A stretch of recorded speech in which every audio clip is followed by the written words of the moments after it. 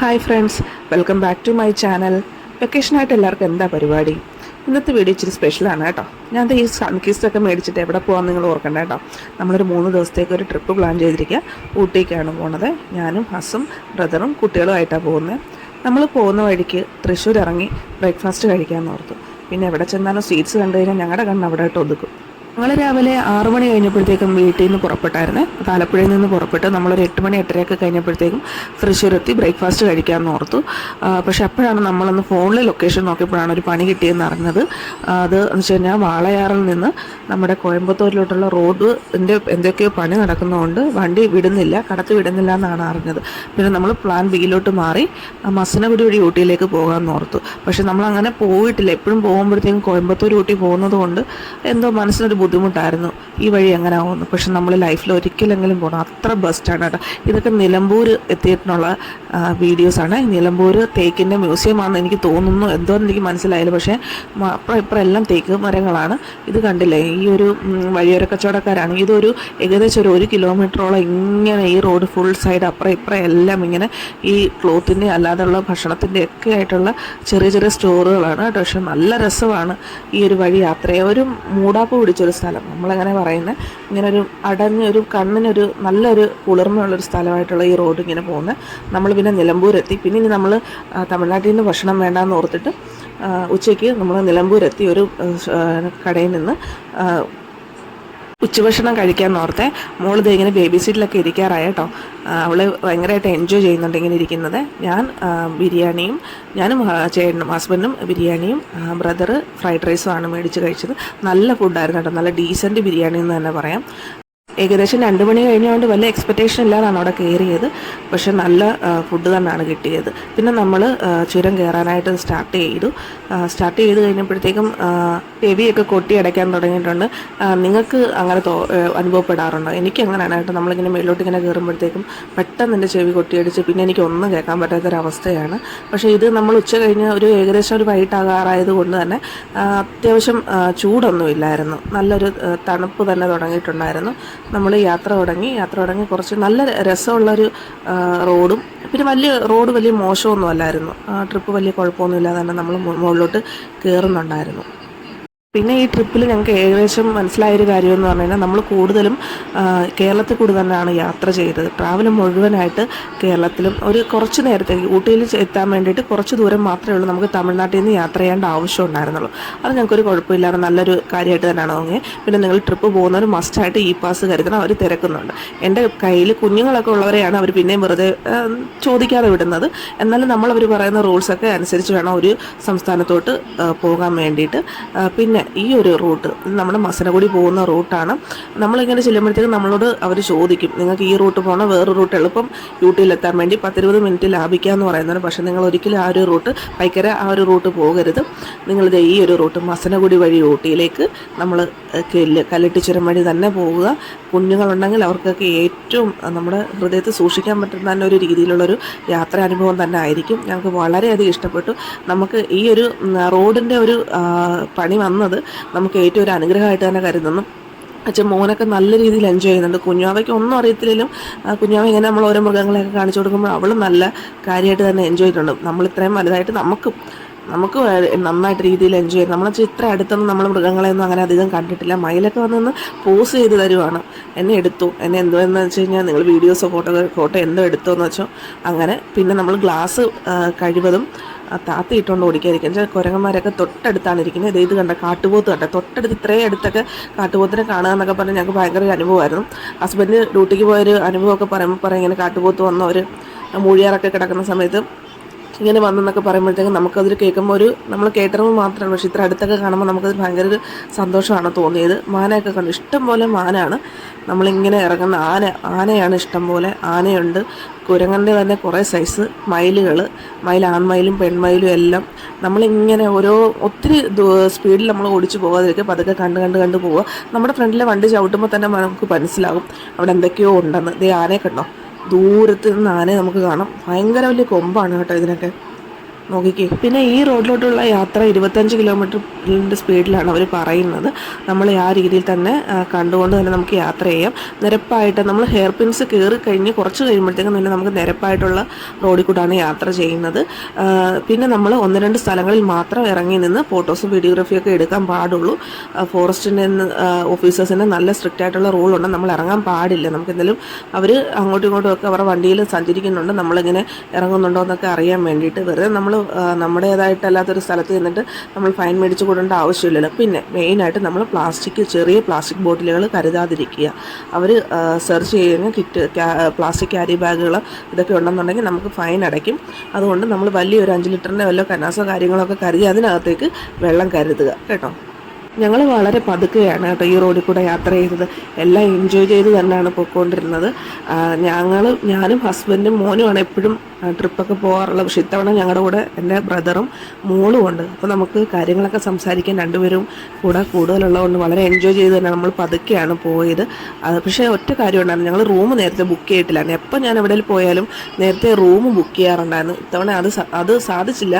അവിടെ ചെന്നിട്ട് എടുക്കാമല്ലോ എന്നുള്ള എൻ്റെ പ്ലാനായിരുന്നു. പക്ഷെ നമ്മൾ ഒത്തിരി തപ്പിനാണെന്ന് ഒത്തിരി ടയേർഡായി. അവർ പറയുന്ന വിലയ്ക്ക് നമുക്ക് റൂം എടുക്കേണ്ടി വന്നു. പിന്നെ ഞങ്ങൾ ഫുഡ് കഴിച്ച് നേരെ റൂമിൽ പോയി കിടന്ന് ഉറങ്ങുക ചെയ്ത്. Good morning. ഇന്ന് ഊട്ടിയിലെ 2ാമത്തെ ദിവസമാണ് കേട്ടോ. ഫ്രഷായി നമ്മൾ ഇന്നാണ് സൈറ്റ് സീയിങ്ങിന് പോകാനിരിക്കുന്നത്. ഇന്നലെ നമ്മൾ ഒത്തിരി ടയേർഡായിട്ടാണ് കിടന്നുറങ്ങിയത്. ഒന്നാമത്തെ കാര്യം ശനിയാഴ്ചയാണ്. പിന്നെ നമ്മൾ നേരത്തെ തന്നെ കുഞ്ഞുങ്ങളായിട്ടൊക്കെ വരുമ്പോഴത്തേക്കും റൂം നേരത്തെ ബുക്ക് ചെയ്യാൻ തന്നെ ഒന്ന് നോക്കിയിട്ട് തന്നെ വരിക. പിന്നെ നമ്മൾ ബ്രേക്ക്ഫാസ്റ്റും കഴിച്ചിട്ട് നമ്മൾ സൈറ്റ് സീയിങ്ങിന് പോകുമായിരുന്നു. നമ്മുടെ പ്ലാനെന്ന് വെച്ച് കഴിഞ്ഞാൽ പൈക്കര ചെന്ന് കണ്ടിട്ട് നമ്മൾ തിരിച്ച് ഊട്ടി ടൗണിലോട്ട് വരാമെന്ന് തന്നെ ആയിരുന്നു. നമ്മൾ വന്നത് മസനഗുഡി വഴി ആയതുകൊണ്ട് പൈക്കര വാട്ടർഫോൾസ് ഒന്നും കാണാൻ പറ്റിയില്ല. അപ്പോൾ പൈക്കര നമ്മൾ കഴിഞ്ഞ 2020 നമ്മൾ വന്നിട്ടുണ്ടായിരുന്നു. അന്ന് ഞാൻ ഹസ്ബൻഡും മോനായിരുന്നു. ഇപ്പോൾ നമ്മൾ 2025 പിന്നെ നമ്മൾ പൈക്കരയിലോട്ട് പോവുകയാണ്. പൈക്കര കണ്ട് പൈക്കര ഡാം ഒന്നും കാണാൻ പറ്റിയില്ല. പൈക്കര ഡാമും കണ്ട് പിന്നെ നമ്മൾ ഈ പൈൻ ഫോറസ്റ്റ് പിന്നെ പിന്നെ ഷൂട്ടിംഗ് പോയിൻ്റൊക്കെ കണ്ടിട്ട് തിരിച്ച് വരാമെന്ന് ഓർത്ത് അങ്ങോട്ടേക്ക് പോവുകയാണ്. പക്ഷേ ഊട്ടിയിലെ ക്ലൈമറ്റ് എന്ന് പറഞ്ഞു കഴിഞ്ഞാൽ വലിയ തണുപ്പൊന്നുമില്ല ഈ ഒരു സമയത്ത്. ഞങ്ങൾ പോയ സമയത്തിൻ്റേതാണോ എന്നറിയത്തില്ല. നമുക്ക് അത്ര വലിയ സെറ്ററൊന്നും ഇട്ടുകൊണ്ട് നടക്കേണ്ട ഒരു ആവശ്യമൊന്നും രാത്രിയില്ലായിരുന്നു. പകലൊട്ടുമില്ല. കണ്ടില്ല, നല്ല അത്യാവശ്യം നല്ല തെളിഞ്ഞ ആകാശം തന്നെയാണ്. പിന്നെ ചെറിയൊരു തണുപ്പ്, അത്രയേ ഉള്ളൂ. ആ ഒരു ക്യൂ ഉണ്ടോ എന്തിനാണെന്ന് ഓർത്ത് ഞങ്ങളും ക്യൂ കുറച്ച് നേരം നിന്ന്. പിന്നെയാണ് ഓർത്തത് ഇവിടെ നമ്മുടെ ആ ഒരു സ്റ്റാർട്ടിംഗ് പോയിന്റിൽ നിന്ന് പൈക്കര വാട്ടർഫോൾസിലോട്ട് പോകാൻ ഒരു 800 മീറ്റർ നടന്നാൽ മതി. അതിന് നടക്കാൻ പറ്റാതെ നോക്കി നിൽക്കുന്നവരുടെ ക്യൂ ആയിരുന്നത്. ഞങ്ങൾ നേരത്തെ വന്നിരിക്കുന്നതുകൊണ്ട് നമുക്കറിയാമല്ലോ ഇതാ കാര്യമൊന്നും. പിന്നെ നമ്മൾ ഓർത്തു നടന്നേക്കാമെന്ന് ഓർത്തു അങ്ങനെ അങ്ങ് നടക്കുകയാണ്. നടക്കുമ്പോൾ നമുക്ക് അത്ര വലിയ ക്ഷീണം കയറുമ്പോൾ തോന്നത്തില്ല. പക്ഷേ ഇറക്കത്തിനാണ് കുഞ്ഞിനെ എടുത്തുകൊണ്ട് നടക്കുമ്പോൾ നമുക്ക് നന്നായിട്ട് ക്ഷീണമായിട്ട് തോന്നുന്നത്. ഞങ്ങൾ വളരെ എൻജോയ് ചെയ്തു. കുഞ്ഞൊക്കെ വളരെ അതായിട്ട് എൻജോയ് ചെയ്താണ് പോകുന്നത്. ഇവിടെ നോക്കുമ്പോഴത്തേക്കും എല്ലാവർക്കും തോന്നും പൈക്കര വാട്ടർഫോൾസ് ഇങ്ങനെ കാണാൻ മാത്രമേ ഉള്ളൂ എന്ന് തോന്നും. മിക്കവരും അവിടെയൊക്കെ ഇങ്ങനെ നിൽക്കുന്നുണ്ടായിരുന്നു, ഇത്രയേ ഉള്ളൂ കാണാനെന്നും പറഞ്ഞ്. പക്ഷേ ഇറങ്ങി ചെല്ലുമ്പോഴാണ് ഈ പ്രകൃതി ഒരു ഇത്രയും ഭംഗിയായിട്ടൊരു ഇങ്ങനെ ഒരു വെള്ളച്ചാട്ടം ഒരുക്കി ഇവിടെ വെച്ചിരിക്കുന്നത് നമുക്ക് മനസ്സിലാകത്തുള്ളൂ. നിങ്ങൾ എന്തായാലും ഊട്ടി വരുന്നുണ്ടെന്നുണ്ടെങ്കിൽ ഈ ഒരു വെള്ളച്ചാട്ടം ഒരിക്കലും മിസ് ചെയ്യരുത്. ഒത്തിരി ആൾ നല്ല തിരക്കായിരുന്നു. ഞങ്ങൾ അന്ന് വന്ന സമയത്ത് അത്ര വലിയൊരു മൺസൂൺ സമയമായിരുന്നു, അത്ര വലിയ തിരക്കൊന്നുമില്ലായിരുന്നു. പക്ഷേ ഇപ്പോഴും ഈ ഒരു സമയത്തും ഇപ്പോൾ ഇവർ പറയുന്ന ഇവരുടെ ടൈം അല്ല എന്ന് പറഞ്ഞിട്ടും ഇത്രയും വെള്ളച്ചാട്ടമൊക്കെ ഉണ്ടായിരുന്നു. നല്ല ഭംഗിയായിട്ട് നമുക്ക് ഫോട്ടോസും വീഡിയോസൊക്കെ എടുക്കാൻ നല്ല ഭംഗിയായിട്ട് തന്നെ നമുക്കിങ്ങനെ ഇത് ഒഴുകി വരുന്നുണ്ടായിരുന്നു. ഊട്ടിയിൽ ഞാനിപ്പോൾ ഒരു ഏകദേശം 3-4 പ്രാവശ്യമായിട്ട് വന്നിട്ടുണ്ട്. അപ്പോൾ എനിക്ക് വന്നതിൽ നിങ്ങൾ തണുപ്പൊക്കെ ആസ്വദിക്കാനായിട്ട് വരുന്നുണ്ടെന്നുണ്ടെങ്കിൽ നമ്മളൊരു ഏകദേശം ഒരു നവംബർ, ഡിസംബർ, ജാനുവരി സമയത്തേക്ക് വരിക. ഈ ഒരു സമയത്ത് വന്ന് അത്ര തണുപ്പും കാര്യങ്ങളും ഒന്നുമല്ല, സീസൺ സമയമല്ലെന്ന് തന്നെയാണ് അവർ പറയുന്നത്. പിന്നെ വീക്കെൻഡ്സ് മാത്രം ഒരു ഇച്ചിരി തിരക്കുണ്ട്. കർണാടകത്തിൽ നിന്നും പിന്നെ മലയാളികളുമാണ് കൂടുതലും. തമിഴ്സ് ഉണ്ട്, എന്നാലും കർണാടകത്തിൽ നിന്നുള്ള ആളുകളാണ് കൂടുതലായിട്ട് നമ്മൾ കണ്ടത്. ഞങ്ങൾ പോയത് ഏകദേശം മെയ് ഒരു ഫസ്റ്റ് വീക്കിനാണ്. പിന്നെ ആ ഒരു സമയത്ത് യുദ്ധവും കാര്യങ്ങളൊക്കെ ഇൻഡോ പാക് യുദ്ധത്തിൻ്റെയൊക്കെ ഒരു സമയമായിരുന്നു. എന്നിട്ടും ഇത്രയും ആളുകളുണ്ടായിരുന്നു. നോർത്ത് ഇന്ത്യൻസും ഒക്കെ ഇഷ്ടംപോലെ ഉണ്ടായിരുന്നു കേട്ടോ. ഇവിടെ നിന്ന് എങ്ങോട്ട് ഫോട്ടോസ് എടുക്കാനും നല്ല രസമാണ്. ചെറിയൊരു മുട്ടക്കുന്ന് പോലൊക്കെ ഉണ്ടായിരുന്നു. അതിൻ്റെ മേളിൽ നിന്ന് നമ്മളെ ഈ വാട്ടർഫോൾസ് കാണാം. ഭയങ്കര സുന്ദരമായിരുന്നു കേട്ടോ. നമുക്ക് എത്ര നേരം അവിടെ നിന്നാലും ഈ വെള്ളം ഇങ്ങനെ തെറിച്ച് വരുന്നതിൻ്റെ ഈ ചെറിയ തൂവാനമൊക്കെ അടിക്കുമ്പോഴൊക്കെ നല്ലൊരു സുഖമാണ്. പൈക്കര ഡാം, പൈക്കര വാട്ടർഫോൾസിൽ നിന്ന് ഏകദേശം 1 കിലോമീറ്റർ വ്യത്യാസമേ ഉള്ളൂ കേട്ടോ. ഇവിടെ നമുക്ക് ഇത്രയും വെയിലുണ്ടായിട്ടും നമുക്ക് ഇത്ര ഉഷ്ണമൊന്നും അനുഭവപ്പെടും. പിന്നെ നമ്മൾ വരുന്ന വഴിക്ക് മാഗിയാണ് കഴിച്ചത്. ഇങ്ങനെയൊക്കെ നമ്മൾ ട്രിപ്പ് പോകുമ്പോഴത്തേക്കും മിക്കപ്പോഴും ഈ വഴിയത്തിൽ നിന്നുള്ള മാഗിയാണ് എല്ലാവരും കഴിക്കാറ്. മാഗിയും ബ്രെഡ് ഓംലെറ്റും ഒക്കെയാണ് കണ്ടില്ല, മാഗി ആസ്വദിച്ച് കഴിക്കുന്നുണ്ട്. പിന്നെ നമ്മൾ പൈൻ ഫോറസ്റ്റിലോട്ട് വന്നു. 2 പൈൻ ഫോറസ്റ്റിൻ്റെ ഇതുണ്ട്. നമുക്ക് എല്ലായിടത്തും എൻട്രി ഫീസ് ഉണ്ട് കേട്ടോ. 30 രൂപ, 20 രൂപ, 10 രൂപ അങ്ങനെയാണ് എൻട്രി ഫീസ് വരുന്നത്. എവിടോട്ട് നമുക്ക് കയറണമെന്നുണ്ടെങ്കിലും കുഞ്ഞുങ്ങൾ 5 വയസ്സിന് മുകളിലുള്ളവർക്കുള്ള എൻട്രി ഫീസ് നമ്മൾ അടയ്ക്കണം. ഈ പൈൻ ഫോറസ്റ്റിൽ വലിയ തിരക്കില്ലാത്തതുകൊണ്ട് ഞങ്ങൾ ചേച്ചി ഇവിടെ തന്നെ നിന്ന് കാണാം. നമ്മൾ വരുന്ന വഴിക്ക് വലിയൊരു പൈൻ ഫോറസ്റ്റ് ഉണ്ട്. അവിടെ ഭയങ്കര തിരക്കായതുകൊണ്ട് ഞങ്ങളിങ്ങോട്ട് കയറാമെന്ന് വിചാരിച്ചു. എല്ലായിടത്തും എല്ലാവരും റീൽസ് എടുക്കുന്നതിനുള്ള തിരക്കാണ് കേട്ടോ. നമുക്കിപ്പോൾ എങ്ങോട്ട് നോക്കിയാൽ എല്ലാവരുടെയും വീഡിയോ ക്യാമറ ഓണായിട്ടാണ് ഇരിക്കുന്നത്. നല്ല രസമായിരുന്നു. പിന്നെ നമ്മൾ പോകുമ്പോൾ ഈ തമിഴ്നാട്ടിൽ നിന്ന് യാത്ര ചെയ്യുമ്പോൾ ഏറ്റവും പ്രശ്നമായിട്ട് തോന്നുന്നതെന്ന് പറഞ്ഞു കഴിഞ്ഞാൽ ഞങ്ങൾക്ക് ഇവിടെ നിന്ന് ഊട്ടി ടൗണിലോട്ട് എത്താൻ വേണ്ടി ഏകദേശം 4 കിലോമീറ്റർ 5 കിലോമീറ്റർ യാത്ര ചെയ്താൽ മതിയായിരുന്നു. ഇവിടെ നിന്നുകൊണ്ട് ഇവിടുത്തെ ലോക്കൽസും പോലീസും കൂടെ നിന്നുകൊണ്ട് നമ്മളെ വഴി തിരിച്ചു വിടും. ഈ തമിഴ്നാട്ടിൽ യാത്ര ചെയ്യുമ്പോൾ നമുക്ക് ഏറ്റവും പ്രശ്നമായിട്ട് തോന്നുന്നൊരു കാര്യമാണ്. പിന്നെ ഞങ്ങൾ യാത്ര ചെയ്ത് വന്നത് ഏകദേശം 12 കിലോമീറ്ററോളം ചുറ്റിത്തിരിഞ്ഞാണ് പിന്നെ നമുക്ക് ആ സ്ഥലത്ത് വളഞ്ഞ് മൂക്ക് പിടിക്കുക എന്നുള്ളൊരു കാര്യമില്ല. അങ്ങനെ തമിഴ്നാട്ടിൽ എപ്പോൾ യാത്ര ചെയ്താലും നമുക്ക് കഴിഞ്ഞ പ്രാവശ്യം കൊടൈക്കനാൽ പോയപ്പോഴും ഈ ഒരു അവസ്ഥ തന്നെയായിരുന്നു. പിന്നെ അങ്ങനെ അത് വരുന്നതുകൊണ്ട് പിന്നെ നമുക്ക് ഈ ഗ്രാമത്തിനോടൊക്കെ വന്ന് നമുക്ക് ഈ ഇവിടുത്തെ കൃഷി എല്ലാം കണ്ടുകൊണ്ട് ആസ്വദിച്ച് വരാം. പിന്നെ നമ്മൾ ഈ ഉപ്പിലിട്ടതൊക്കെ മേടിച്ച് കഴിച്ചൊന്ന്. ക്യാരറ്റ് ഇത്തവണ മേടിച്ചില്ല, എപ്പോഴും ക്യാരറ്റ് മേടിച്ചുകൊണ്ടാണ് വരാറ്. പിന്നെ നമ്മൾ അടുത്തതായിട്ട് വന്നത് ഊട്ടി ബോട്ട് ഹൗസിലോട്ടാണ് കേട്ടോ. ബോട്ട് ഹൗസിൽ വന്ന് നമ്മൾ ഒരു 5 വർഷത്തേക്ക് കൊണ്ട് വന്നുകൊണ്ട് കുറച്ചേറെയൊക്കെ മാറ്റങ്ങൾ ഇവിടെ വന്നിട്ടുണ്ട്. ഇവിടെ വരണമെന്നുണ്ടെങ്കിൽ എൻട്രി ഫീസ് നമുക്കുണ്ട്. അകത്തോട്ട് ബോട്ട് ഹൗസിലോട്ട് കയറാനുള്ള എൻട്രി ഫീസും എടുത്തു കഴിഞ്ഞ് വരുമ്പോൾ ഇവിടെയും ആളുകളുടെ പ്രളയമാണ് കേട്ടോ. എന്താളുകളാണെന്ന് നോക്കിയേ. മലയാളികളെ ഇടിച്ചിട്ട് നിൽക്കാൻ വരെ നമുക്ക് കേരളത്തിൽ നിന്ന് വന്നില്ലേന്ന് തോന്നും ചില സമയത്ത്. അങ്ങനെയാണ്. ഇവിടെ വന്ന് നമ്മൾ ബോട്ടിൽ കയറിയിട്ടുണ്ടായിരുന്നു. അത് ഹസ്ബൻഡ് പോയി ബോട്ടിലെ ടിക്കറ്റ് എടുക്കാൻ വേണ്ടി വെയിറ്റ് ചെയ്യുന്ന സമയത്ത് ഞാൻ എടുത്തതാണ് കുറച്ചൊക്കെ. നമുക്ക് 3-4 സൈസ് ബോട്ടുണ്ട്. അതിൽ ഞങ്ങളെടുത്തത് 4 പേർക്ക് ഇരിക്കാൻ പറ്റുന്ന നമ്മൾ സ്വന്തമായിട്ട് പോകുന്ന പെഡൽ ബോട്ടിൻ്റെയാണ്. അങ്ങനെ നമ്മൾ ബോട്ടിലോട്ട് കയറാൻ വേണ്ടിയിട്ട് വെയിറ്റ് ചെയ്ത് നിൽക്കുവാണ്. ഈ ബോട്ട് ഹൗസിലോട്ട് എൻട്രി ചെയ്ത് കഴിയുമ്പോഴത്തേക്കും നമുക്ക് ബോട്ടിങ് മാത്രമല്ല കേട്ടോ, ഇവിടെ കുറേ ഗെയിം സോണൊക്കെ ഉണ്ട്. നമുക്ക് വലിയവർക്കും ചെറിയവർക്കൊക്കെ ചെയ്യാൻ പറ്റിയിട്ടുള്ള കുറേ പ്ലേ ഏരിയയൊക്കെ ഉണ്ട്. അതൊക്കെ ചെയ്തിട്ട് വേണമെന്നുണ്ടെങ്കിൽ ബോട്ട് നമ്മൾ അതിനൊന്നും നിന്നില്ല. നമ്മൾ നേരെ ബോട്ടിലോട്ട് കയറുകയെന്ന് വെച്ചാൽ ചെറിയൊരു മഴക്കാറ് പോലെ ഇങ്ങനെ വെച്ച് തുടങ്ങിയോണ്ട് ഇനി മഴ പെയ്യേണ്ടെന്നോർത്ത് നമ്മൾ കയറി. അരമണിക്കൂറാണ് സമയം. അരമണിക്കൂറത്തേക്ക് ഈ ഒരു ബോട്ട് എടുക്കുന്നതിന് നമുക്ക് 2 പേർക്ക് ഇങ്ങനെ കാൽ വെച്ച് ചവിട്ടി തുഴയാൻ പറ്റും. 450 രൂപയാണ്. അരമണിക്കൂർ കൂടുതലായി കഴിഞ്ഞാൽ എക്സ്ട്രാ പേ ചെയ്യണമെന്നാണ് പറയുന്നത്. നമ്മൾ അതിന് മുന്നേ നമ്മൾ എന്തായാലും എത്തും. നമ്മൾ അങ്ങേ അറ്റം വരെ പോയി തിരിച്ചു വരികയാണ് ചെയ്തത്. മോള് നല്ല അടിപൊളിയായിട്ട് എൻജോയ് ചെയ്യായിരുന്നു കേട്ടോ ഇതെല്ലാം. എന്ന് ചോദിക്കുന്നതിനെല്ലാം ഉത്തരവും പറഞ്ഞ് കുറക്കവേ ഇല്ലായിരുന്നു. എല്ലാം കണ്ട് എന്താണ് കണ്ടിട്ട് ആസ്വദിക്കുന്നതെന്നൊന്നും നമുക്കറിയത്തില്ല. എന്തായാലും കുഞ്ഞുങ്ങളൊക്കെ എൻജോയ് ചെയ്യുന്നത് കാണുമ്പോൾ നമുക്കൊരു സന്തോഷമല്ലേ. നമ്മൾ ഊട്ടിയിൽ എത്തിക്കഴിഞ്ഞാൽ നമുക്ക് 2 രീതിയിലുള്ള ബോട്ടിങ് ചെയ്യാം കേട്ടോ. എന്ന് വെച്ച് കഴിഞ്ഞാൽ 2 സ്ഥലത്ത് ഊട്ടി ലേക്കിലും ഉണ്ട്. പിന്നെ നമ്മൾ പൈക്കര പോയില്ലേ, പൈക്കര ഡാമിൻ്റെ അവിടെയും നമ്മൾ സ്പീഡ് ബോട്ടൊക്കെ ഉണ്ട് കേട്ടോ. അവിടെയാണ് അങ്ങനെ നമ്മൾ നല്ല വെയിലായതുകൊണ്ടാണ് കുഞ്ഞുങ്ങളെയും കൊണ്ട് അങ്ങോട്ട് ഇറങ്ങാൻ. നമ്മളെന്തായാലും എത്തുമ്പോഴത്തേക്ക് ഒരു വൈകുന്നേരം സമയമായതുകൊണ്ട് ഊട്ടി ലേക്കിൽ തന്നെ ബോട്ടിങ് ചെയ്യാമെന്ന് വെച്ചിട്ടാണ് ഞങ്ങൾ ഇങ്ങോട്ട് വന്നത്. നല്ല രസമാണ്. എല്ലാം വന്ന് നമ്മൾ ഇടിക്കുമെന്ന് തോന്നും. അതുപോലെ തന്നെ ഒത്തിരി പേര് ബോട്ടിങ് ആസ്വദിക്കുന്നുണ്ട്. കുഞ്ഞ് ചാടി മറിയുവാണ് എല്ലാം. കഴിഞ്ഞ പ്രാവശ്യം വന്ന കാര്യങ്ങളൊക്കെ ഹസ്ബൻഡ് ഓരോരോ കാര്യങ്ങളൊക്കെ പറഞ്ഞിങ്ങനെ എൻ്റെ ബ്രദറിനോട് വിവരിച്ചു കൊടുക്കുവാണ്. എൻ്റെ കാര്യങ്ങളും മോൻ്റെ കാര്യങ്ങളും ഒക്കെ. മോളിങ്ങനെ എൻജോയ് ചെയ്യുന്നതെന്ന് കാണുമ്പോൾ നമ്മൾ അപ്പുറത്തെ സൈഡിൽ കൂടെ ബോട്ടിൽ പോകുന്നവരെല്ലാം ഇങ്ങനെ മോളെ വിളിക്കുന്നുണ്ടായിരുന്നു. അതിൻ്റെ ഒരു എൻജോയ്മെൻറ്റാണ് കുഞ്ഞ് കാണിക്കുന്നത്. ഞങ്ങൾ ഓർത്തിന് അത് തണുത്തിട്ടാണോ എന്ന് ഓർത്തു. പിന്നെ അതേ കണ്ടില്ല, അഭ്യാസ പ്രകടനം. ബോട്ടിങ് കിടന്നുകൊണ്ട് തുടയുന്ന അഭ്യാസ പ്രകടനങ്ങളൊക്കെ കാണാം. എന്തെല്ലാം കാണണം നമ്മൾ. ഒരാൾ പിണങ്ങിയിരിക്കുകയാണ് കേട്ടോ. ബോട്ട് നമ്മൾ ഇങ്ങനെ പെഡൽ ചവിട്ടാൻ കൊടുക്കുന്നില്ല എന്ന് പറഞ്ഞിട്ട്. പിന്നെ ഈ വെള്ളത്തിൽ കയറ്റപ്പോൾ എന്നോട് പറഞ്ഞ് അത് ചീത്ത വെള്ളമാണെന്ന് പറഞ്ഞാൽ ഞാൻ ചിരിക്കുകയാണ്. ശരിയാണ്, വീഡിയോ എടുക്കാൻ വേണ്ടിയിട്ട് ഞാൻ ചുമ്മാ കാണിച്ചതാണ്. പിന്നെ നമ്മൾ തിരിച്ച് കയറി കേട്ടോ. 4:30 കഴിഞ്ഞപ്പോഴത്തേക്കും എന്തായാലും എല്ലാവരും ടയേർഡായി. ഇന്നത്തെ ദിവസം നമ്മൾ രാവിലെ റൂമിൽ നിന്ന് ഇറങ്ങിയിട്ട് നമ്മൾ പിറ്റേ ദിവസമേ പോരുന്നുള്ളൂ. റൂമിലോട്ട് തന്നെ തിരിച്ചു പോരാമെന്നോർത്ത് നമ്മൾ ബോട്ടിങ് മതിയാക്കി നമ്മൾ കയറുകയാണ്. ഒരു ചെറിയൊരു മഴക്കാറും കൂടെ കണ്ടുകൊണ്ടാണ് നമ്മൾ ബോട്ടിൽ നിന്ന് ഇറങ്ങി. ഇവിടെ എല്ലാം ഇങ്ങനെ ഗെയിമിൻ്റെ ഏരിയയാണ്. 70 സിനിമാസും കാര്യങ്ങളും ഒക്കെ ഉണ്ട്. അതാണ് ഊട്ടി ട്രെയിൻ. ഇങ്ങനെ ചെറിയൊരു നമുക്കത് കയറി ഇങ്ങനെ കുറച്ച് നേരം നമ്മൾ യാത്ര നമ്മൾ റൂമിൽ പോയി കുറച്ച് നേരം റെസ്റ്റ് എടുത്ത് കഴിഞ്ഞ് രാത്രിയിലൊന്ന് ചുമ്മാ ഒന്ന് ചെറിയൊരു സ്ട്രീറ്റ് ഷോപ്പിങ്ങിന് വേണ്ടിയിട്ട് ഇറങ്ങിയിട്ടുണ്ടായിരുന്നല്ലോ. മോളിത് കണ്ടപ്പോഴത്തേക്കും ഇഷ്ടപ്പെട്ട് അത് മേടിച്ചിട്ടുണ്ടായിരുന്നു. ഈ ഒരു സോഫ്റ്റ് ടോയ് നല്ല രസമുണ്ടായിരുന്നു അത് പിടിക്കുക. അത് കണ്ടപ്പോഴാണ് എന്തോ ഒരു ഭയങ്കര സന്തോഷമായിരുന്നു ആൾക്ക്. പിന്നെ ഇത് ഈ ഒരു ബാഗിൻ്റെ ഒരു മാർക്കറ്റ് കണ്ടിട്ടുണ്ടോ? നിങ്ങൾ മസ്റ്റായിട്ട് ഊട്ടി വരുന്നവർ ഇവിടെ നിന്ന് കയറാട്ടെ. എന്തൊരു അഫോർഡബിൾ ആയിട്ടാണ് ഈ ബാഗൊക്കെ കൊടുക്കുന്നത്. ഞാനിതൊരു സെപ്പറേറ്റ് ഷോർട്ട് വീഡിയോ ആയിട്ട് തന്നെ ഇടാം കേട്ടോ. ഇവിടുന്ന് നമ്മൾ മോന് വേണ്ടിയിട്ടുള്ള ഒരു സ്കൂൾ ബാഗ് മേടിച്ചിട്ടുണ്ടായിരുന്നു. നല്ല ക്വാളിറ്റിയുള്ള നല്ല ബാഗാണ്. ക്വാളിറ്റി കുറഞ്ഞതുകൊണ്ട് നമ്മൾ നോക്കിയെടുക്കുക. പിന്നെ ഇത് ടിബറ്റൻ മാർക്കറ്റാണ്. ഇവിടെയൊക്കെ കഴിഞ്ഞ പ്രാവശ്യം വന്നപ്പോഴൊക്കെ ഭയങ്കര തിരക്കാണ്. ഇപ്പോൾ ആളൊന്നും ഇല്ല കേട്ടോ. അപ്പം നമുക്ക് ഈ ഇങ്ങനെയുള്ള ഈ സെറ്ററൊന്നും മേടിച്ചിട്ട് കാര്യമില്ല. നമ്മൾ അങ്ങനെ ഒരു ക്ലൈമറ്റിലുള്ള അല്ലല്ലോ താമസിക്കുന്നത്. അതുകൊണ്ട് നമ്മളിത് കണ്ടെല്ലാം പോരുമായിരുന്നു. പിന്നെ ഈ മാഗ്നറ്റും നമ്മൾ ഫ്രിഡ്ജിൽ എവിടെയെങ്കിലൊക്കെ ഒട്ടിച്ച് വെക്കുന്നത് ഇതെല്ലാം നോക്കി. എന്തോ പേര് പറയുന്നത് എനിക്കറിയത്തില്ല.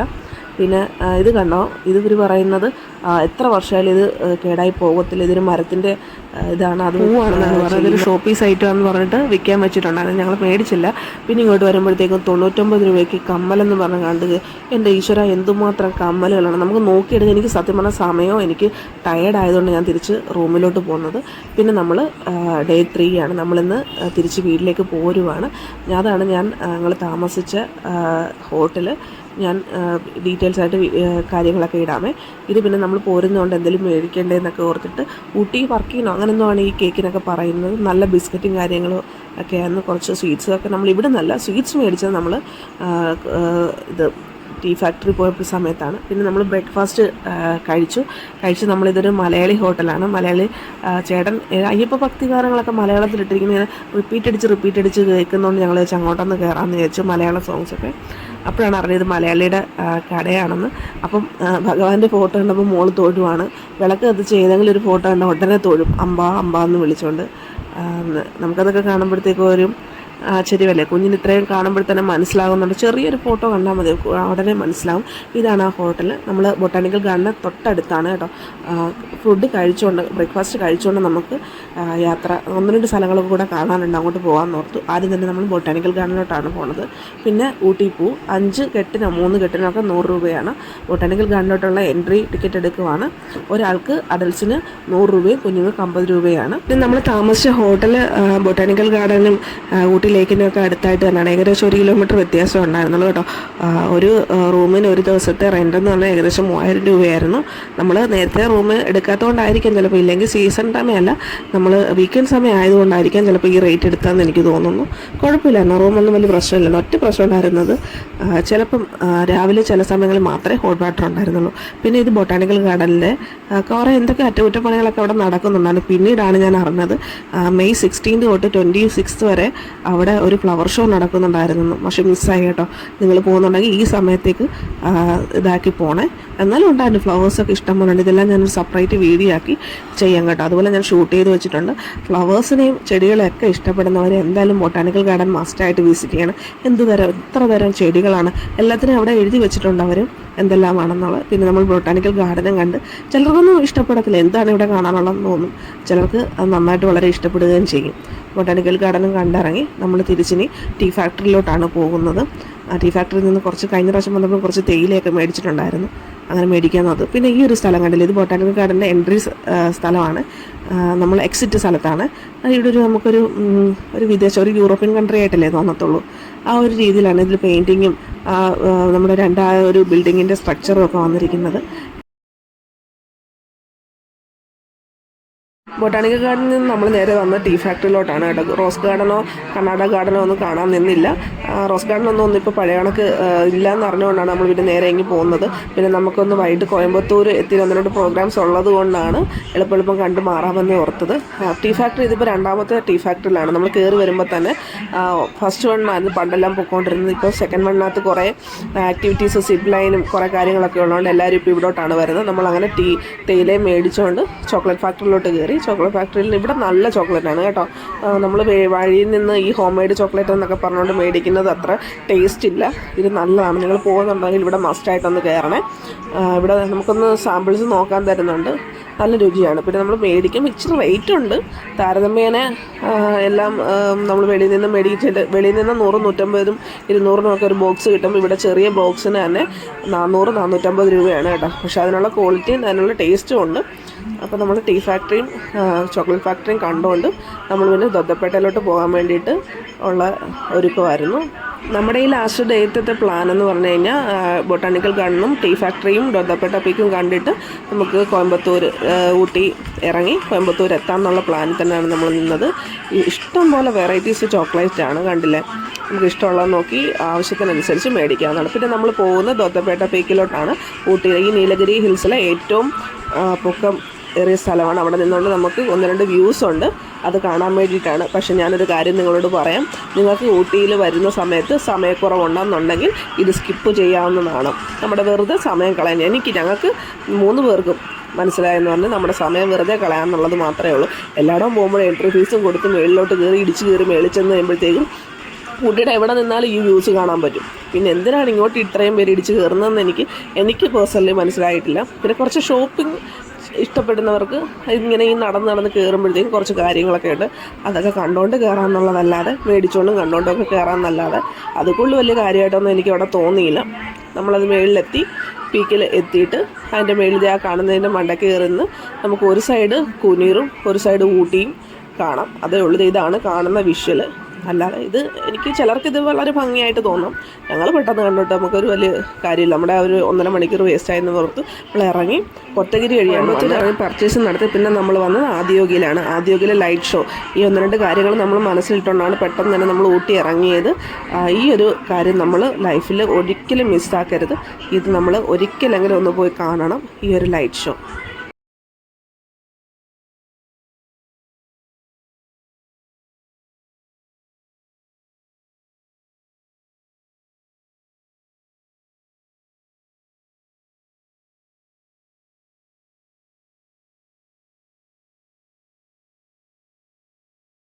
ഓക്കെ, ലൈറ്റ് ഷോയും കണ്ടിട്ട് നമ്മൾ 8 മണി 8:15 കഴിഞ്ഞപ്പോഴത്തേക്കും ഇറങ്ങി നേരെ നമ്മൾ വീട്ടിലോട്ട് പോരാൻ തന്നെയാണ് തീരുമാനിച്ചിരിക്കുന്നത്. എനിക്ക് വന്നിട്ട് വർക്കുണ്ട്, വർക്കിൻ്റെ ആവശ്യങ്ങളൊക്കെ ഉള്ളത് കൊണ്ട് നമ്മൾ നേരെ തന്നെ ഇനി അങ്ങ് സ്റ്റേ ചെയ്യുന്നില്ല.